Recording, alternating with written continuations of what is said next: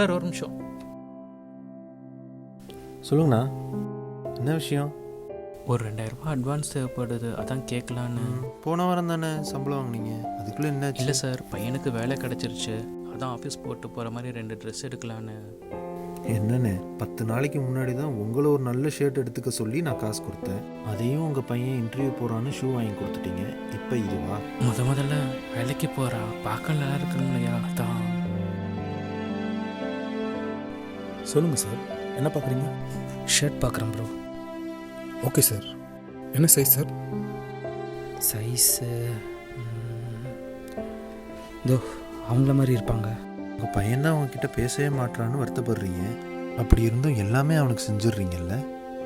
சரிண்ணே, ஈவினிங் வாங்கிக்கோங்க, சரிங்களா? சரிங்க சார்.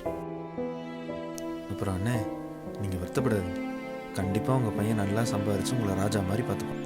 எனக்கு அதெல்லாம் ஆசை இல்லை சார். அவன் என்னை பழைய மாதிரி அப்பான்னு கூப்பிட்டாலே போதும், நான் வரேன் சார். இது வேற.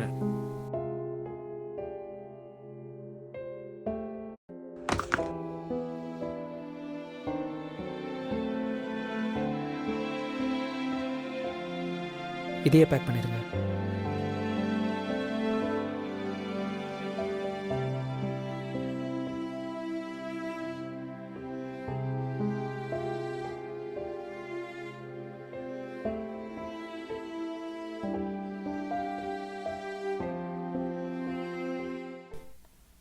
சொல்லுப்பா. இல்லை, இது உங்களுக்கு உங்ககிட்ட கொடுக்கணும். எனக்கா? என்னப்பா அது?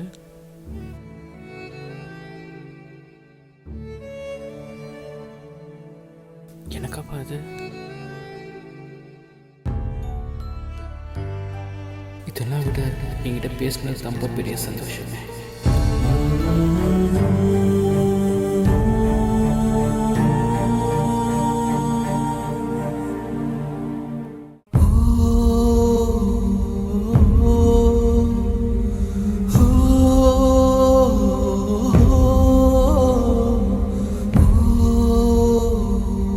அவன் என்ன பழைய மாதிரி அப்பான்னு கூப்பிட்டாலே போதும்.